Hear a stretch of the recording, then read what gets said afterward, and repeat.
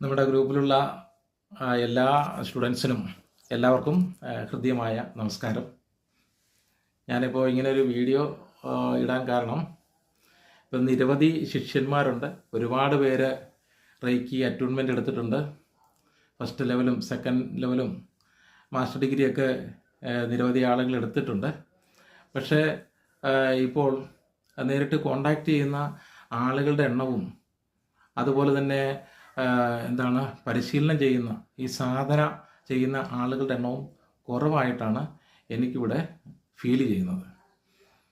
അപ്പോൾ നമ്മൾ ഈ റേക്കിയുടെ പാതയിലേക്ക് വരുമ്പോൾ, അല്ലെങ്കിൽ നമ്മൾ അറ്റ്യൂൺമെൻറ്റ് സ്വീകരിക്കുമ്പോൾ, പെട്ടെന്ന് തന്നെ ഈ അറ്റ്യൂൺമെൻറ്റ് സ്വീകരിക്കുന്ന ആളുകൾക്ക് പെട്ടെന്നൊരു ബ്ലെസ്സിങ്സ് കിട്ടിയതായിട്ട് തോന്നും. കാരണം അവർക്ക് ഏതെങ്കിലും തരത്തിലുള്ള തടസ്സങ്ങളുണ്ടെങ്കിൽ, തൊഴിൽ തടസ്സമോ അതുപോലെ തന്നെ വിവാഹ തടസ്സമോ അല്ലെങ്കിൽ വീട് വയ്ക്കാനുള്ള തടസ്സമോ, ഇങ്ങനെയുള്ള ഏതെങ്കിലുമൊക്കെ തരത്തിലുള്ള തടസ്സങ്ങളോ മാനസിക ബുദ്ധിമുട്ടുകളോ ടെൻഷനോ പ്രയാസമോ ഒക്കെയുള്ള ആളുകൾക്ക് ഈ അറ്റ്യൂൺമെൻറ്റിന് വിധേയമായി ഫസ്റ്റ് ലെവൽ ഒക്കെ എത്തിക്കഴിയുമ്പോൾ, അല്ലെങ്കിൽ ഫസ്റ്റ് ഡിഗ്രി എടുത്തു കഴിയുമ്പോൾ വളരെയധികം നല്ല രീതിയിലുള്ളൊരു മാറ്റം ഉണ്ടാകും. ചില ആളുകൾ പിന്നെ 21 ഡേയ്സ് കഴിഞ്ഞിട്ട് കണ്ടിന്യൂ ചെയ്യുന്ന ആളുകളുണ്ട്. ചിലരെ 21 ഡേയ്സും പ്രാക്ടീസ് ചെയ്യാത്ത ആളുകളുണ്ട്. അപ്പോൾ ഇതുകൊണ്ടൊക്കെ പറഞ്ഞാൽ അവർക്ക് ഈ കിട്ടേണ്ട അല്ലെങ്കിൽ അനുഗ്രഹങ്ങൾ അത് കിട്ടാതെ പോകും എന്ന് മാത്രമാണ് എനിക്ക് ഓർപ്പിക്കാനുള്ളത്. കാരണം വെച്ച് കഴിഞ്ഞാൽ നമ്മൾ ഈ റേക്കി അറ്റ്യൂൺമെൻറ്റിന് വിധേയമാകുമ്പോൾ, അത് നമ്മൾ നിരന്തരമായിട്ട് പ്രാക്ടീസ് ചെയ്യുമ്പോൾ സംഭവിക്കുന്ന മാറ്റങ്ങൾ വളരെ അനിർവചനീയമാണ്.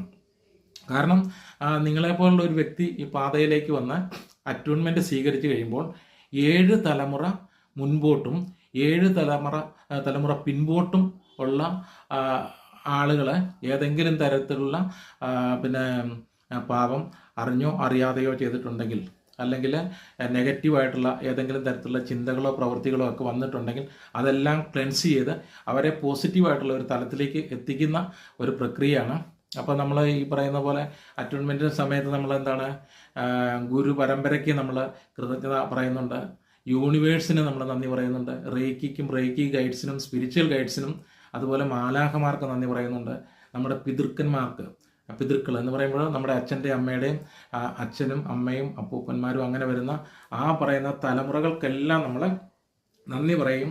അവരെ നമ്മൾ ഈ പ്രാക്ടീസ് ചെയ്യുന്ന സമയത്ത് നമ്മൾ സ്മരിക്കുന്നുണ്ട്. അതിനോടൊപ്പം തന്നെ നമ്മൾ എന്താ ചെയ്യുന്നത്, നമ്മുടെ കുടുംബ പരദേവത, അങ്ങനെയുള്ള ആളുകൾ കുടുംബ പരദേവതമാരെ സ്മരിക്കുന്നുണ്ട്. ഇതുപോലെ പള്ളിയിൽ പോകുന്നവരാണെങ്കിൽ അവരുടെ ഇടവകയിലുള്ള മാതാവ് അല്ലെങ്കിൽ പുണ്യാളച്ചൻ, ഇങ്ങനെയുള്ള ജീസസ്